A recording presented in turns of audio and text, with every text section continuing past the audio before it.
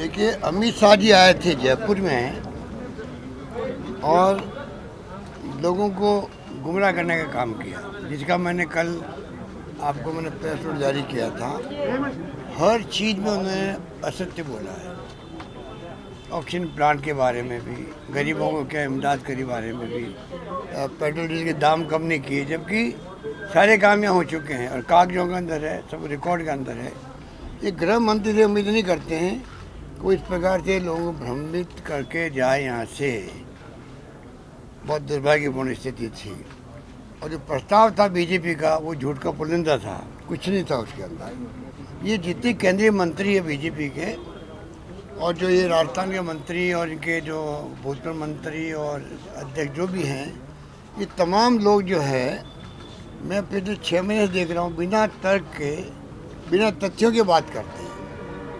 क्या तो इनको कोई इनके पास तर्क है ही नहीं, कोई तथ्य नहीं है, और अनर्गल प्रचार करते हैं। तो मैं इनको देखता हूँ कि ये लोग किस रूप में अपनी पार्टी में क्या ये लोगों को, अपने कैडर को समझाते होंगे। बिना तथ्यों के आप बोलोगे तो जनता में प्रभाव नहीं पड़ेगा, इसीलिए इनकी दुर्गति हो रही है। आप बताइए, बीजेपी जैसी पार्टी आज देश में राज कर रही है, जवान जब्त हो रही है, 30 से 14 नंबर पे आ रही है। आप सोच सकते हो क्यों आ रही है? इसीलिए इनके पास कोई तर्क नहीं, कोई तथ्य नहीं, असत्य का सहारा लेते हैं। रैली हमारी बहुत शानदार तैयारी चल रही है, और रैली एक ऐतिहासिक रैली होगी। सोनिया गांधी जी ने, राहुल गांधी जी ने सोच समझ के जयपुर को चुना है। महंगाई की मार हर नागरिक पे पड़ रही है देश के अंदर। महिलाएं बहुत दुखी है, आम नागरिक दुखी है। ये सरकार की आर्थिक नीतियों का परिणाम है कि आज देश में महंगाई बढ़ती जा रही है। पेट्रोल डीजल दाम बढ़ते गए तो महंगाई बढ़ती गई। इसलिए मैंने कहा ये रैली जो है, एनडीए गवर्नमेंट के पतन की शुरुआत होगी, और ये रैली राजस्थान में अगले चुनाव में कांग्रेस जीते उसकी शुरुआत भी होगी। इस रूप में लोगों को उत्साह नज़र आता है, और उस रूप में मैंने देखा है कि जो फीडबैक मिला, मैं चाहे हमारे मंत्रिमंडल के साथियों से मिला हो, चाहे प्रदेश कांग्रेस पदाधिकारी से मिला हो, सबका मानना है कि जनता में बहुत शानदार उत्साह है। भारी संख्या में लोग आएंगे। एक मैसेज देंगे पूरे देशवासियों को कि जयपुर की रैली एनडीए के पतन की शुरुआत की रैली करके आए हम। धन्यवाद। अमित शाह कह के गए कि हम सरकार अब नहीं गिराएंगे। अमित शाह ने तो कोशिश करके देख लिया, और मैं समझता हूँ कि राजस्थान की जनता को मैं धन्यवाद देना चाहूँगा।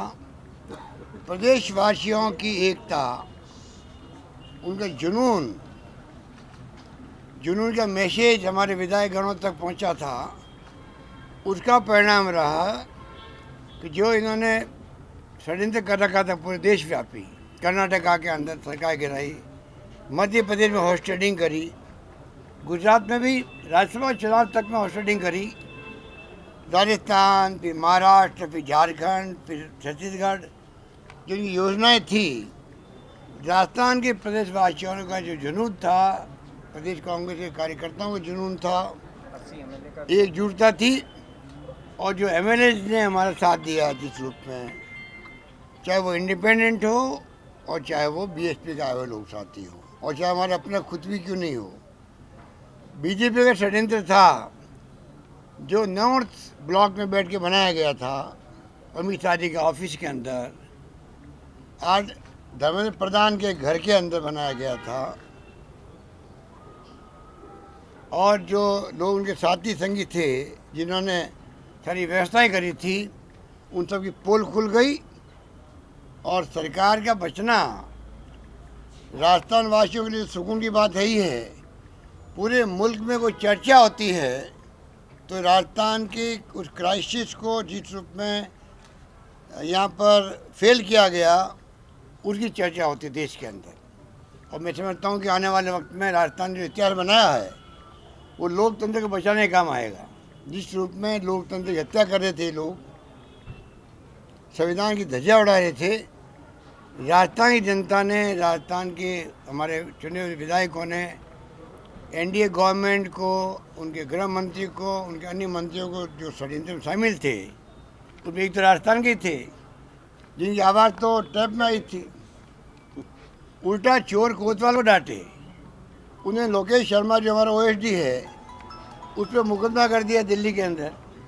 आप बताइए, इनकी सोच देखिए आप, किस रूप में ये नेता बन गए, केंद्रीय मंत्री बन गए। राजस्थान के लोग बेचारे बाढ़ में लगा करके, पूरे पश्चिमी राजस्थान के लोग रो रहे हैं। इनके जो बने हुए थे वो जैसे वो आपका शिरोई में है आदर्श सोसाइटी, कोऑपरेटिव सोसाइटी, उसी ढंग से नवजीवन सोसाइटी कोई अलग बनी हुई है। और तीसरी इनकी खुद की सोसाइटी संजीवनी। 4 लोग जेल में बैठे हुए हैं। आप बताइए, अगर इनमें ईमानदारी है तो खुल के बताया कि वास्तव में ये पैसा जो जनता का लूटा गया है, उनको आप क्या तजवीज़ करते हो वापस देने की पैसा। ऐसे लोग बैठे हुए हैं केंद्रीय मंत्री बन करके, और वो तो खुद टैप में उनकी आवाज़ आ चुकी है। वो नमूना देने के तैयार नहीं होते हैं।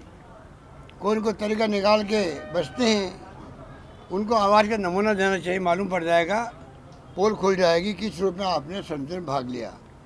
पूरे षड्यंत्र में भाग लेने के लिए वो भी सिरमौर थे, वो कम नहीं थे। इसलिए अब सबकी पोल खुल चुकी है। उनके हाथ में है क्या गिराना? उनके क्या हाथ में है? उन्होंने प्रयास करके देख लिया है, फेल हो गए, वो फेल हो चुके हैं। अरे और तो और उनकी कितनी दुर्गति हुई इन लोगों की, बताइए आप।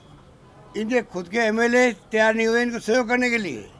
2 प्लेन भेजे गए राजस्थान के अंदर, पोरबंदर ले जाओ इनके एमएलए को।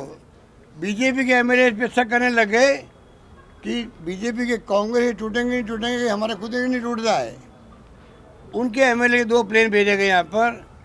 एक प्लेन मुश्किल से गया उड़ करके और दूसरा प्लेन खाली गया। इससे बड़ी शर्मनाक बात क्या होगी कि जिस प्रकार जनता ने साथ दिया, इस कारण से माहौल ऐसा बन गया राजस्थान के अंदर